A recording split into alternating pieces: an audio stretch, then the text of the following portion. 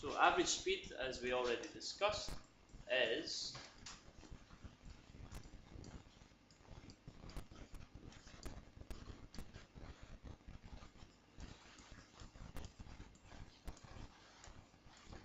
the average speed for the whole journey.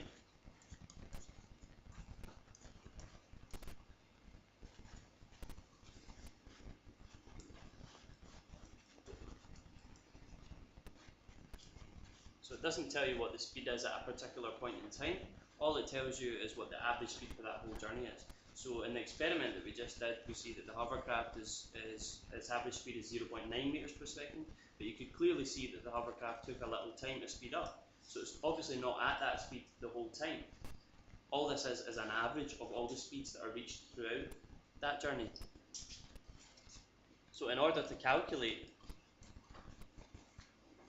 average speed, as we have just done,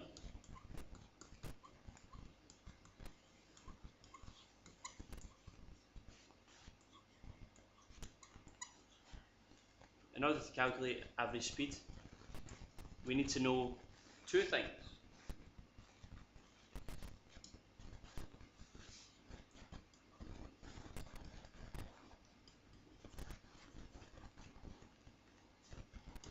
The first one is the total distance travelled.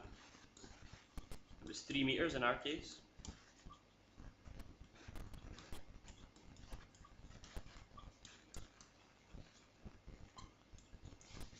And the time taken to cover that distance.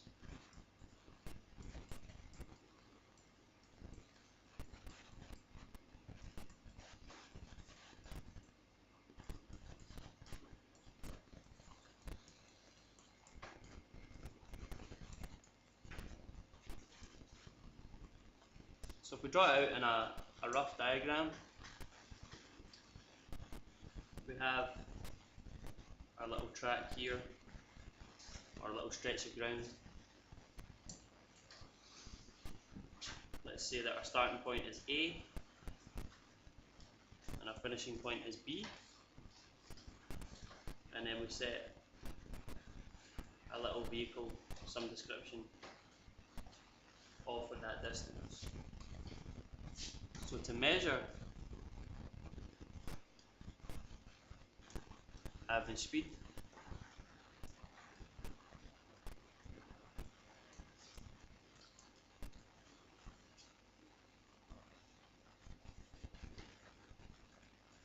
we need the distance between A and B,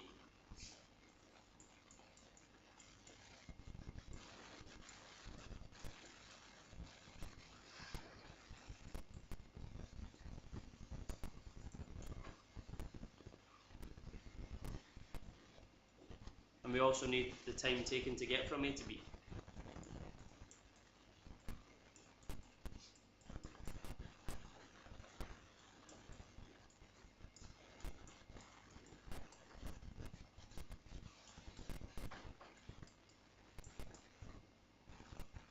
And then we calculate average speed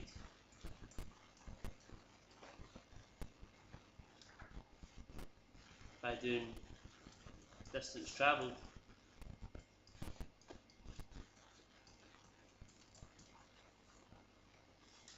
divided by time taken to cover that distance. So if you're ever asked, how do you measure average speed? Well, you measure out a certain distance, like we've got here between A and B.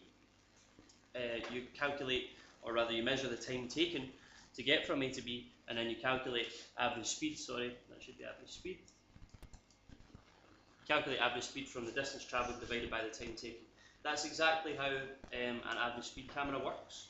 Just like what I showed you out there with the light gates, you've got two sets of cameras. They are a measured distance apart, like on the A77.